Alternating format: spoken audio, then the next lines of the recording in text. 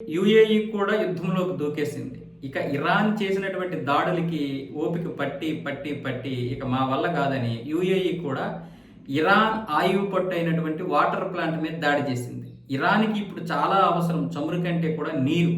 ఇంతకుముందు అమెరికా చేసినటువంటి దాడి వల్ల 40 గ్రామాల ప్రజలు నీరు లేక అల్లాడిపోతున్నారు. ఇప్పుడు ఇప్పుడు యుఏఈ చేసినటువంటి దాడి వల్ల అనేక గ్రామాలు కాదు, టెహరాన్‌లో చాలా ప్రాంతాలు ఇప్పుడు నీరు లేక అల్లాడిపోతాయి. ఒకవైపు వేడి, మరొక వైపు ఏమొచ్చేసి అగ్ని కీలలు, మరొక వైపు ఏమొచ్చేసి నీరు లేకపోవడం. చాలామంది దాహంతో చనిపోయినా చనిపోవచ్చు ఎలాంటి పరిస్థితి. దీన్ని ఇప్పుడు ఇజ్రాయెల్ మీడియా బయటపెట్టింది. ఎందుకు అంటే మొన్న పెజిష్కియాను గల్ఫ్ దేశాల మీద చేసినటువంటి దాడికి మమ్మల్ని క్షమించండి, మేము మీ మీద దాడి చేయాలనుకోలేదు, అసలు ఆ దాడి దానికి సంబంధం లేదు, అమెరికా స్థావరాల మీదే అవే మా లక్ష్యాలని కూడా చెప్పాడు. అది చెప్పిన 10 గంటలు కాకముందే ఇరాన్ మళ్ళీ దాడులు చేస్తుంది. ఐఆర్జీసీ చేసినటువంటి దాడులకి యుఏఈ ఇక ఓపిక పట్టలేక ఇరాన్ మీద ఈ వాటర్ ప్లాంట్ మీద దాడి చేసింది. మామూలుగా అయితే ఇరాన్ ప్రజలు సముద్రం నీరుని శుద్ధి చేసుకునేటటువంటి డీశాలినేషన్ యొక్క ప్లాంట్ల మీద ఆధారపడి ఉంటారు. సో ఇలాంటి పరిస్థితుల్లో ఇప్పుడు నీరు అనేది చాలా అవసరం వాళ్ళకి. ఎటు చూసినా ఎడారి, మరొక వైపు ఏమొచ్చేసి యుద్ధం, నీరు రావడానికి అవకాశం లేదు. ఇంకా యుఏఈకి అయితే భారతదేశం నుంచి మిగతా దేశాల నుంచి ఎంతో కొంత నీరు వెళ్తుంది వాళ్ళకి నీటి సరఫరా ఉంది. కానీ ఇరాన్కి అంత లేదు. ఇరాన్కి ఉంది కానీ ఇప్పుడు ఉన్నటువంటి పరిస్థితుల్లో సరఫరా అంతా ఆగిపోయింది. ఇప్పుడు యుఏఈకి ఏమొచ్చేసి వాటర్ నిల్వలు ఉన్నాయి.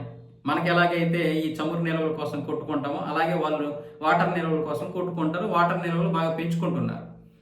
బడా బడా బాబులు అందరూ కూడా మన దేశం నుంచి వెళ్ళినటువంటి నీరే తాగుతారు శుద్ధి చేసుకొని. సముద్రం నీరు అంత పెద్దగా తాగరు, ఎందుకంటే దాన్ని ఎంత శుద్ధి చేసినా సరే ఎంతో కొంత మలినము అలాగే చిన్న ఉప్పు కూడా ఉంటుంది. అందుకనే వాళ్ళు అది తాగరు. ఇక ఏదో పేదవాళ్ళు డబ్బులు పెట్టుకోలేనటువంటి వారు తాగుతుంటారు. సో ఇలాంటి పరిస్థితుల్లో ఇప్పుడు ఇరాన్ మీద యుఏఈ చేసినటువంటి దాడి చాలా పెద్ద దాడి ఒక విధంగా. అయితే ఇప్పుడు ఇరాన్ మీద ఇంకా దాడులు కొనసాగిస్తారా లేదో తెలియదు కానీ యుఏఈ స్పందించింది కాబట్టి మిగతా గల్ఫ్ దేశాలు కూడా స్పందిస్తే ఇంకా తీవ్రమైనటువంటి ఇబ్బందుల్లోకి వెళ్ళిపోతుంది ఇరాన్. ఇప్పటి వరకు ఇరాన్ చేసినటువంటి ఈ దాడిలో ఏ గల్ఫ్ దేశము స్పందించలేదు. ఒక్క యుఏఈ మీదే 238 బాలిస్టిక్ క్షిపణులు అలాగే 1300కు పైగా డ్రోన్లు ప్రయోగించింది ఇరాన్. కానీ ఇప్పటి వరకు ఆ మధ్యలోనే, అంటే వాళ్ళకి ప్రమాదం లేకుండా యుఏఈ వాటిని మధ్యలోనే పేల్చేసింది. కానీ కొన్ని మాత్రం వచ్చి పడ్డాయి. దానివల్ల కొంతమంది చనిపోయారు. నిన్న రాత్రికి రాత్రే నేపాల్, పాకిస్తాన్, బంగ్లాదేశ్కి చెందినటువంటి 4 కార్మికులు చనిపోయారు. మరికొంతమంది భయాందోళనకు గురవుతున్నారు. అనేక మంది దుబాయ్ ఎయిర్పోర్ట్లోనూ, సార్దాన్ ఎయిర్పోర్ట్లు, మరికొన్ని ఎయిర్పోర్ట్లు ఉండిపోతున్నారు.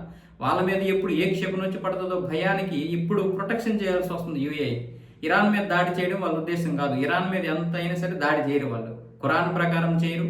మళ్ళీ ఇప్పుడు దాడి చేస్తే ఇజ్రాయెల్కి సపోర్ట్ చేస్తున్నాయని మిగతా ముస్లిం దేశాలు కూడా ఆరోపిస్తాయి రేపు పొద్దున్న. అందుకని దాడి చేయకుండా అమెరికా దళాలతో కలిసి వాళ్ళు రక్షించుకుంటున్నారు ఇరాన్ నుంచి, కానీ దాడి చేయడం లేదు. ఇప్పుడు మరి యుఏఈ ఎందుకు దాడి చేయాల్సి వచ్చిందంటే ఇరాన్ ఎక్కడ కూడా వాళ్ళకి అవకాశం ఇవ్వడం లేదు అని. అయితే ఇరాన్ ఎందుకు చేస్తుందంటే అమెరికా, ఇజ్రాయెల్ విపరీతంగా దాడులు చేస్తున్నాయి. ఇజ్రాయెల్ రాత్రి చేసినటువంటి దాడిలో దగ్గర 30 రిఫైనరీలు కాలిపోయి బూడిదైపోయి. ఇరాన్కి మరి అర్థం కాలేదు. అందుకే ఇప్పుడు ఒత్తిడి పెంచడం కోసం గల్ఫ్ దేశాల మీద మళ్ళీ దాడులు చేయడం మొదలుపెట్టింది. అందుకే ఇప్పుడు ట్రంప్ మీద కూడా తీవ్రమైనటువంటి ఒత్తిడి ఉంది. మీతో మేము వ్యాపారాలు ఆపుకుంటాం, ఇలాంటి దాడులు చేస్తే మాత్రం మా వల్ల కాదు అని గల్ఫ్ దేశాలు చేతులు ఎత్తేస్తాం. సో ఇలాంటి పరిస్థితి ఇప్పుడు గల్ఫ్ దేశాల్లో ఉంది. చెడపకురా చెడేవు, వినాశకాలే విపరీత బుద్ధి. ఇప్పుడు మిడిల్ ఈస్ట్లో ఈ యొక్క సూత్రం కరెక్ట్గా సూట్ అవుతుంది.